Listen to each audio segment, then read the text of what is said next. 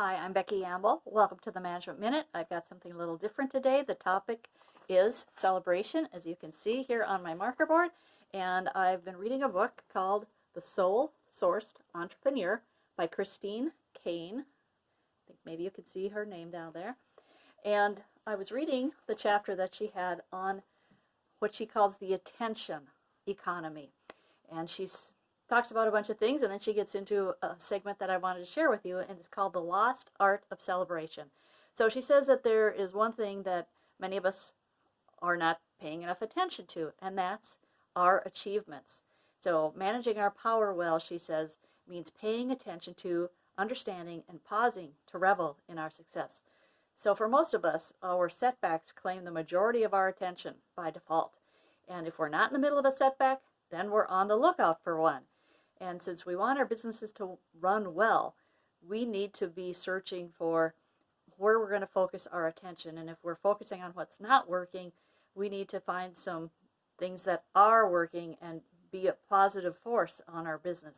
So she says if we're perpetually problem focused, this keeps us reaching, striving, and attuned to only the negative. And after a while, all that negative attention turns into one massive struggle habit. So we want to give attention to positive achievements, and that unwinds the momentum of the negative. It's celebrating when something goes right, freezes that moment of negativity.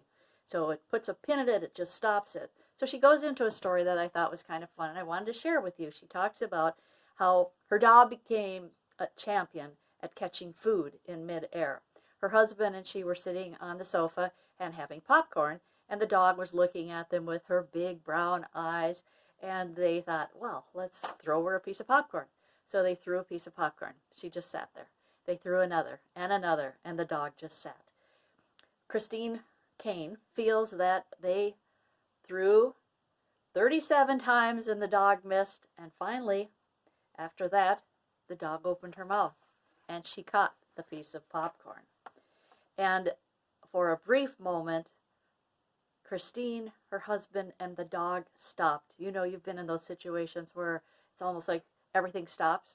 Well, that's what happened. And they all were shocked and looked at each other. And then all of a sudden they realized the dog actually caught it. They were happy. They were jumping up and down and cheering and saying good girl to the dog and petting her and feeling like they had just won the world championship or something. So the reason she tells that story is just how so many times in business we could focus on, gee, I've missed 37 times. I'm not getting it. And what we need to do is focus on the wins that we have, on our celebrations. When it comes down to your business, as an entrepreneur, an owner, a person working in the company, we need to purposefully focus our attention on acknowledging and celebrating achievement. And she says that is key to creating momentum and growth. And it's something we desperately need when it comes to managing our power, according to Christine. And she talks a little bit more. She says how a lot of us set the bar for our accomplishments. You know, we're going to set it high. We're going to set it so we got to stretch. We got to reach. It's probably too high sometimes. And what you want to do when you set things too high is be realistic, because that can be exhausting and defeating. And before you know it, you're looking for some kind of distraction to just go do something else. So she says, make a practice of celebrating even the smallest accomplishment and stay aware of what you have done and can do. You create energy to spare, and that builds your power reserves. And best of all, it feels good. And it's not that hard. She says to think of it as a daily attentionizer. And she then talks a bit about gratitude journals. And basically she says, start a gratitude journal. Do it for 30 days. So I encourage you to give that a try as well. And write down your accomplishments, the gains that you made for the day, however small or large. So get yourself a notebook, pull out your phone or your computer, and at the end of every day, write down 3 things that you can celebrate. That is something that you did. Maybe it was something you didn't do. Maybe it's something you're dealing with or focusing on or whatever.